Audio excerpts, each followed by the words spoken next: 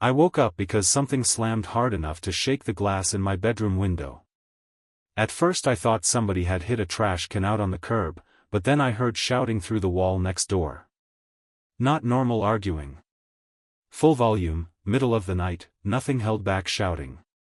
A man's voice, then Natalie's, then something else hitting the floor. I sat up in bed and looked at the clock. It was 2:14. I'd lived in that house long enough to know my neighbor's routines without trying. Lights on at 6, his truck gone by 7:30, her coming back with grocery bags, yard work on Sundays, the usual. They weren't loud people. That was what made it worse. When quiet people finally lost control, it meant this had been building for a while. Another crash came from next door, followed by the sound of a door getting thrown open. Then Natalie yelled something I couldn't make out, and a second later I heard a car door slam. I was already out of bed by then. I pulled on jeans, shoved my feet into sneakers, and went to the front window. Her car was angled halfway out of the driveway, one headlight cutting across her lawn. The driver's door was open. Natalie was standing beside it barefoot, arms wrapped around herself, like she'd made it outside but forgot what came next. Even from my window I could see she was shaking. I stood there for maybe 2 seconds telling myself to stay out of it. Then I went outside. The air was cold enough to wake me up all the way. She looked over when she heard my gate, and for a second I thought she might tell me to go back inside. Her hair was a mess, she had on an old gray shirt and thin sleep shorts, and her face looked different without that calm, put-together expression she usually wore when I saw her getting the mail. "Natalie," I said, keeping my voice low. "Hey. You okay?" She gave a laugh that was too sharp to be real. "Do I look okay?" "No," I said. "You look like you shouldn't be driving." That got her attention more than anything else. She looked at the car, then at me, and I could tell I was right. Her keys were in her hand, but she was squeezing them so hard they were digging into her palm. "I just need to go," she said. "I just need 5 minutes away from this house." "Then sit down for a second first." She wiped under one eye with the heel of her hand and looked back toward her front door. The porch light was on. The door was still open a crack. I didn't see him, but I could feel the whole house still buzzing from whatever had just happened. "Natalie," I said again, softer this time. "Just breathe for a second." It was a weird thing, standing in a driveway at 2 in the morning with somebody else's life breaking open right in front of me. I barely knew her beyond neighbor small talk. A wave at the mailbox. A quick hello when we were both dragging bins to the curb. But that night there was no polite distance left. There was just her trying not to fall apart in front of me. She leaned against the side of the car and looked down. "He said if I leave, don't bother coming back." I didn't answer right away. She laughed again, but this time it cracked in the middle. "So that's good, right? Makes it simple." "It doesn't sound simple." "No." She swallowed. "No, it doesn't." I stepped a little closer, enough that she didn't look like she was out there alone anymore. "Then don't drive like this." She nodded once, like she knew that already and hated hearing it. For a second neither of us said anything.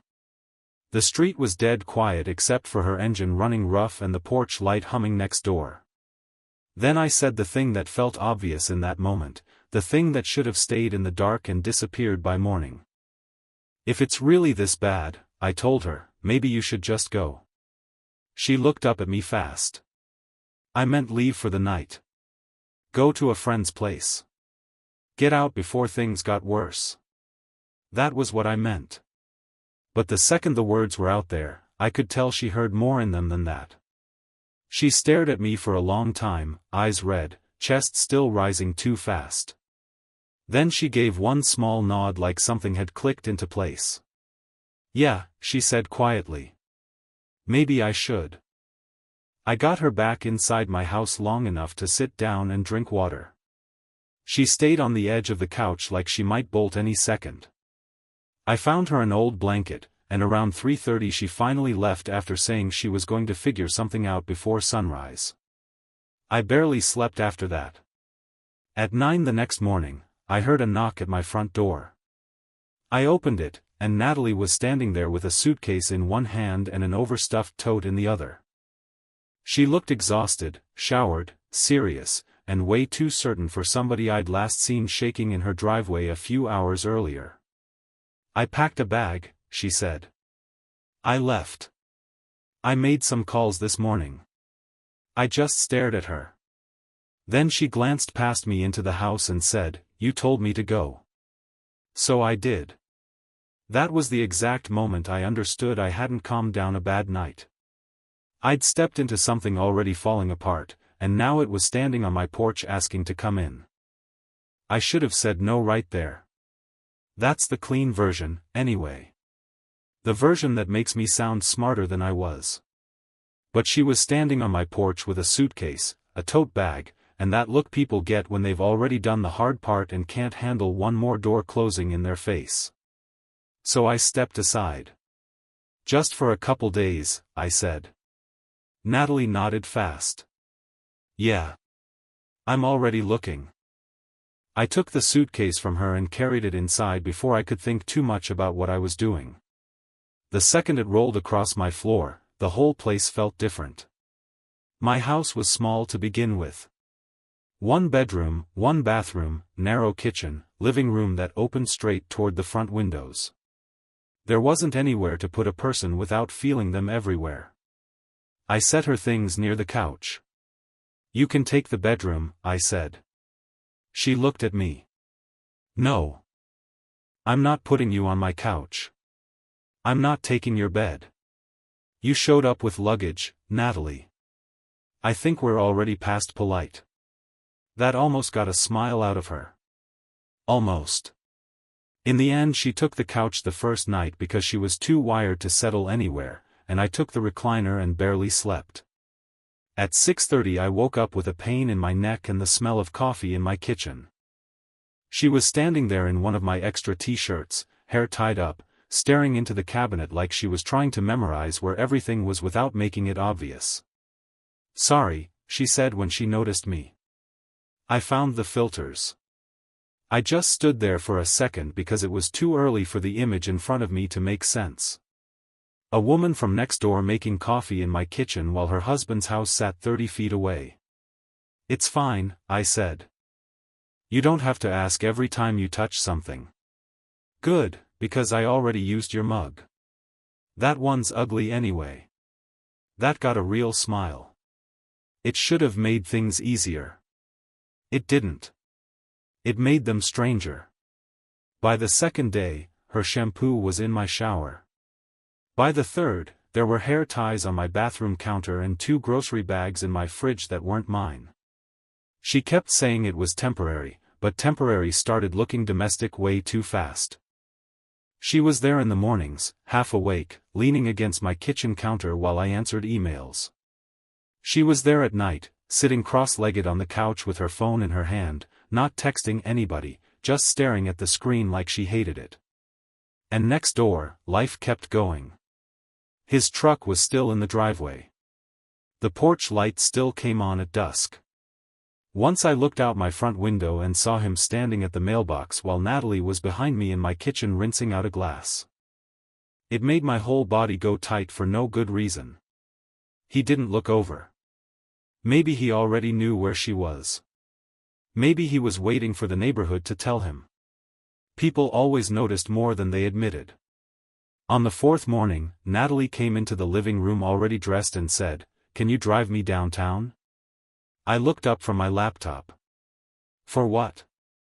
"I need to drop off forms.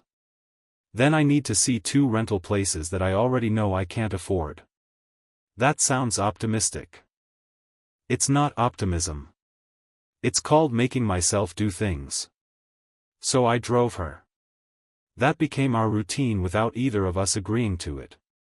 I worked from home, which meant I was available in the dangerous way that doesn't feel dangerous at first. A drive to an office. A stop at a copy place.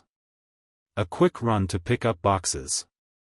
An apartment viewing on the other side of town. Every errand felt small by itself. Together they turned me into part of her week. In the car she talked more than she did in the house. Maybe because she didn't have to look at me the whole time. Maybe because the road gave her somewhere to aim all that pressure. She told me the marriage hadn't blown up in one night. It had been going bad for years in slow, embarrassing ways. Long silences. Petty arguments. Separate routines. A house where everything worked on paper and felt wrong in real life. She said the worst part wasn't the shouting. The worst part was how normal it had started to feel before that. I listened more than I spoke. That seemed to be what she wanted. But the more she told me, the less simple she became. There were moments when she sounded worn down and honest, and then 10 minutes later she'd turn sharp over nothing. One afternoon we were leaving a rental office and I said the place didn't look that bad. She stopped on the sidewalk and snapped, "You don't know what bad is for me." I just looked at her.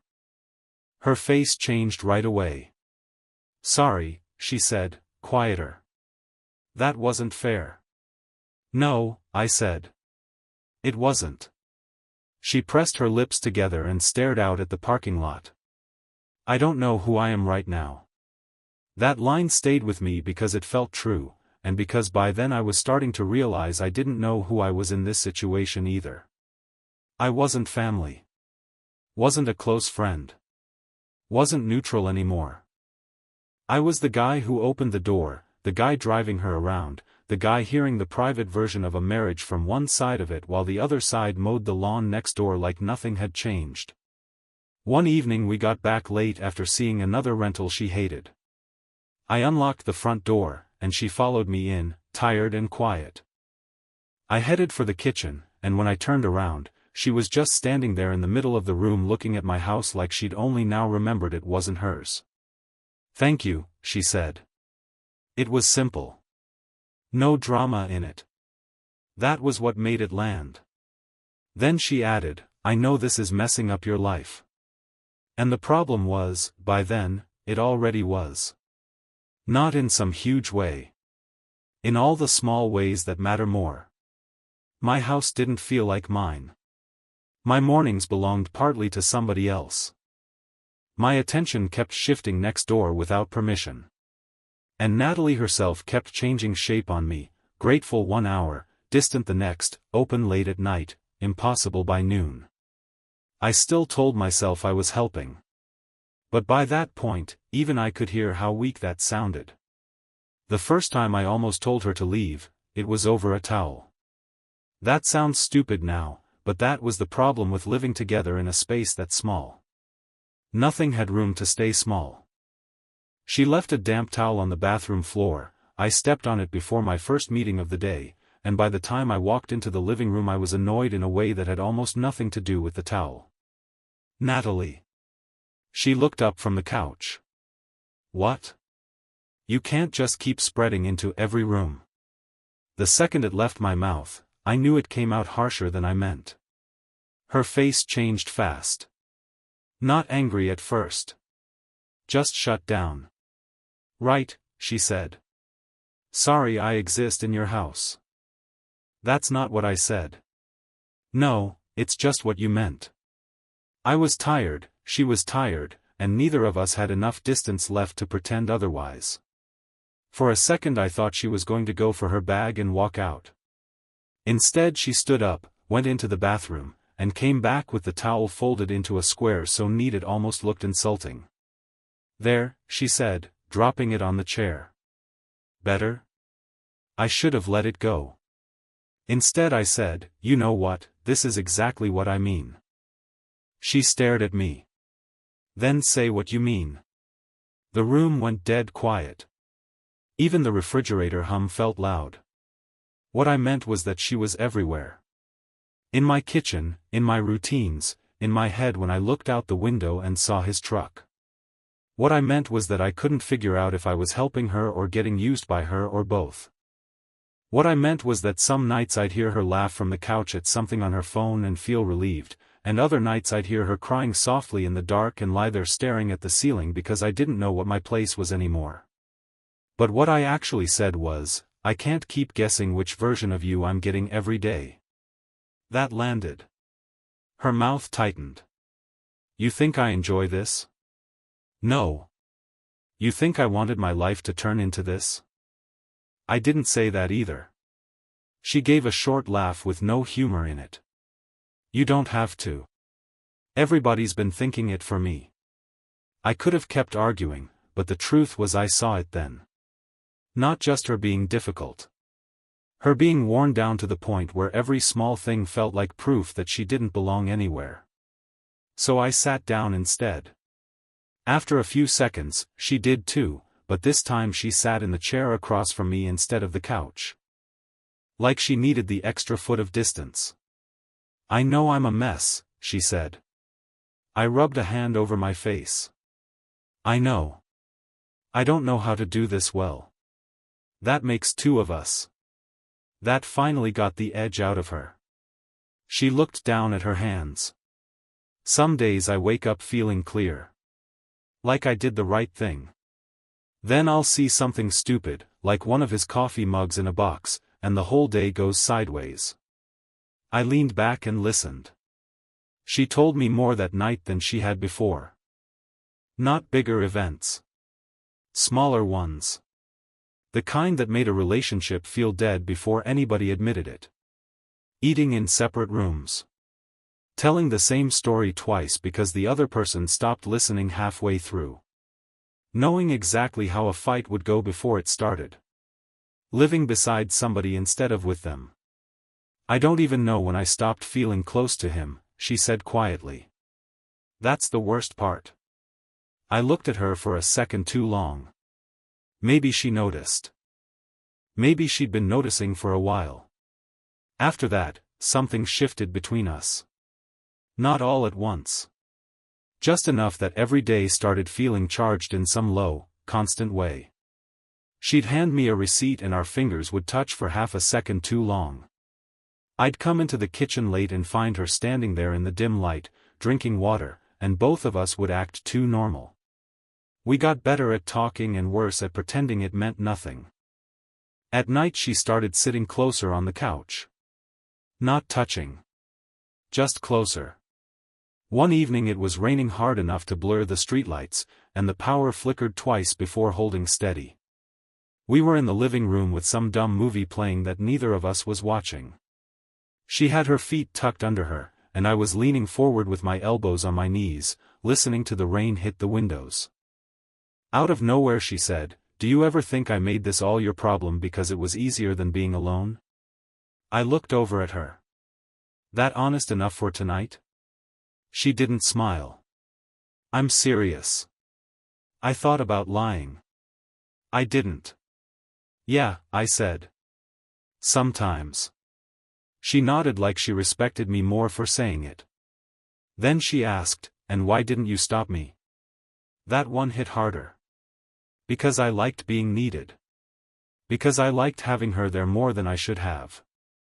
Because somewhere along the way, the house stopped feeling crowded in a bad way and started feeling empty anytime she wasn't in it.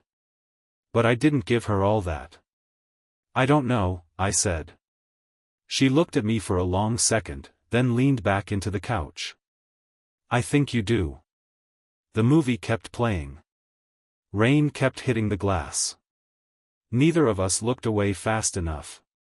When she moved closer this time, it was small enough that I could have ignored it. Her shoulder touched my arm. That was it. One point of contact. Light. Easy to deny. I didn't move. Neither did she. The tension had been building for days, maybe longer. In the kitchen, in the car, in those late conversations where everything got too honest after midnight. By then it wasn't one moment. It was all of them stacked together. She turned her head first. I don't even remember which one of us closed the rest of the distance. I just remember the pause right before it, that last second where both of us still could have stood up and walked away. Then we didn't. After that, there was no clean version of the story left. Later, the house was so quiet it made my ears ring. Natalie was sitting at the edge of my bed, pulling my blanket around herself, not looking at me. I was still trying to catch up to what had just happened and what it meant and whether either of us was going to say something that made it worse.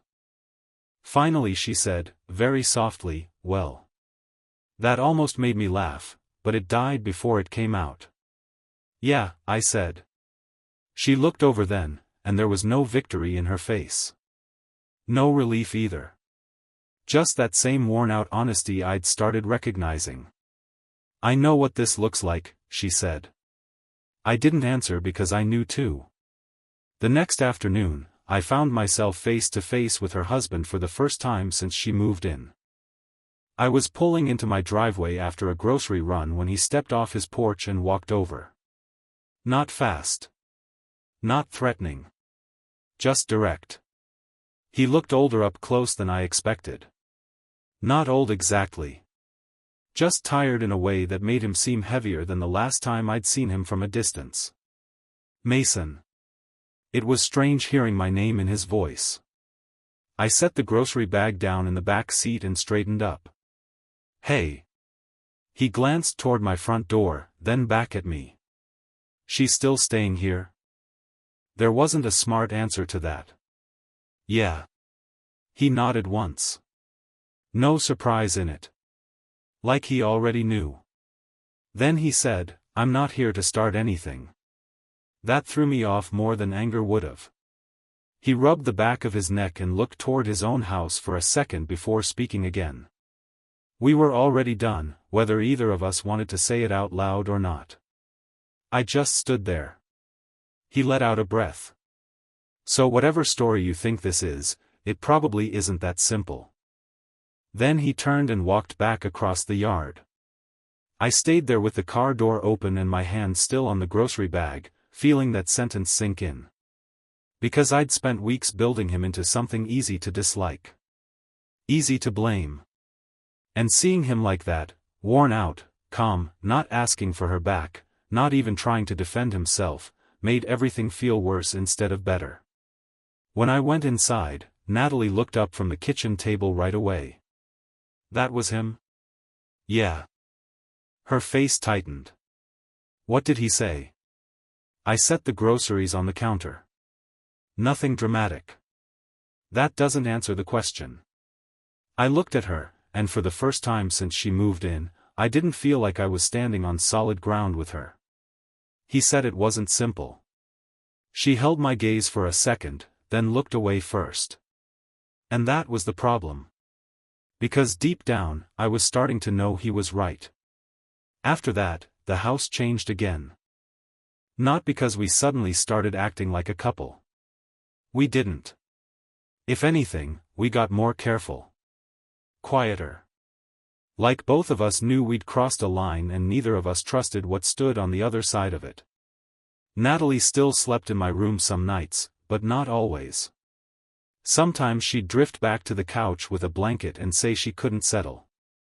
Sometimes we'd go a whole day barely touching, talking mostly about practical things like listings, deposits, paperwork, what she still needed to move out of the house next door. Then late at night, some wall between us would drop again, and we'd end up sitting too close in the dark, talking in low voices like the rest of the street might hear us. It was messy in exactly the way messy things always are. No clear shape. No stable rules. Just too much emotion in too little space. A few days after I talked to her husband, Natalie came back from a meeting with a landlord on the east side of town and tossed her keys on my kitchen counter. "I got it," she said. I looked up from my laptop. "Got what?" "The apartment." For a second I just stared at her. I'd gotten so used to the search becoming part of our routine that I hadn't really pictured it ending.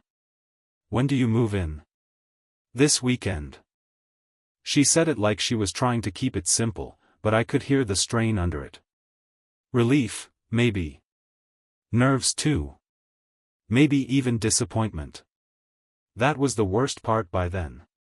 Every feeling seemed to come mixed with 3 others. "That's good," I said. "Yeah," she replied. Neither of us said anything after that. She went to the sink and turned on the water like she needed something to do with her hands. I watched her for a second, then looked back at my screen even though I wasn't reading a word on it. The whole room felt off balance. This was what we'd been working toward the whole time. Her getting out. Her finding a place. Her no longer being stuck in my house with her old life sitting right next door. So why did it feel like bad news? That night we ate takeout at my kitchen table instead of on the couch. No movie, no small talk, just boxes open between us and the sound of plastic forks scraping cardboard. Finally she said, "You don't have to look like someone died." I let out a breath through my nose. "I don't." "You do a little." I looked at her. "And what do I look like to you?" She leaned back in the chair, arms folded. "Like you want this to mean something clean." That irritated me because it was close enough to true. "And you don't?" Her expression changed, not angry exactly. Tired. I think it meant what it could mean. That sat between us for a second.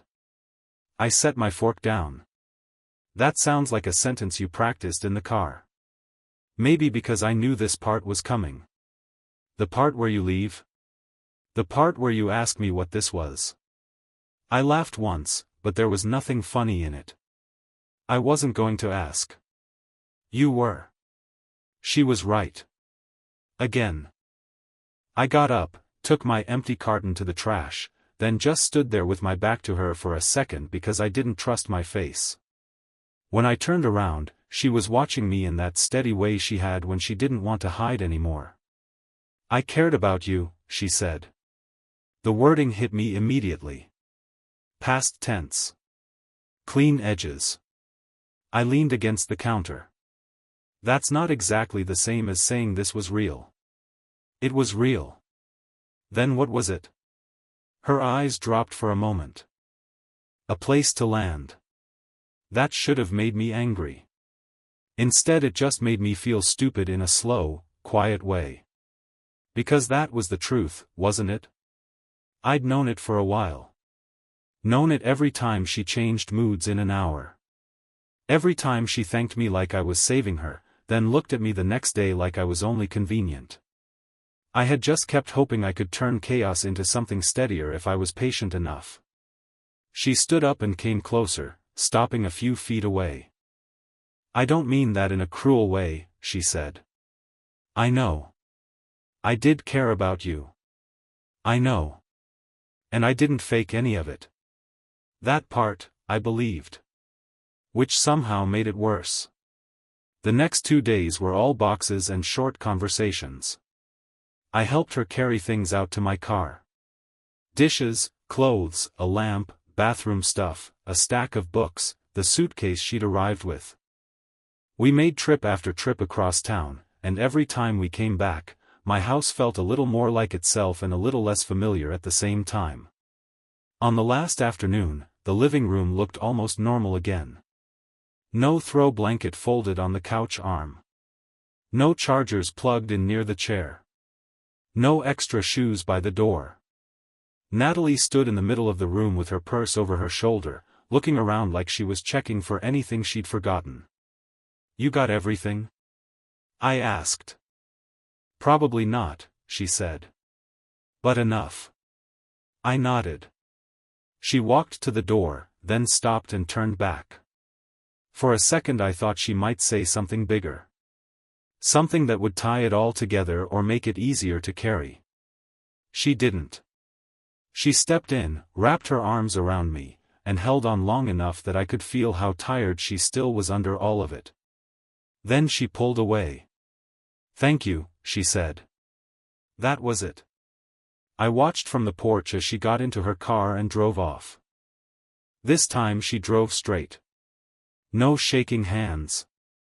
No open car door. No headlights cutting across the lawn at some bad angle in the middle of the night. Just a clean pull away from the curb. When her car disappeared, the street went quiet again. I went back inside and shut the door. The house felt bigger right away, but not better. Just empty in the plain, honest way empty places are. I stood in the kitchen for a long minute doing nothing, looking at the counter where her keys had sat, the couch where she'd slept, the hallway where I'd started listening for movement that wasn't mine. That was the part that stayed with me. Not some big ending. Not romance. Not regret in a dramatic way. Just the weight of how little it had taken to pull me into it. One sentence in a driveway. One open door. One bad night next door that should have stayed next door. And now she was gone, back out in the world with the pieces of her life still shifting around her, while I was left standing in my own house realizing I hadn't rescued anybody. Can you ever really rescue someone, or do they have to save themselves? Tell me what you think in the comments. I just become part of the collapse.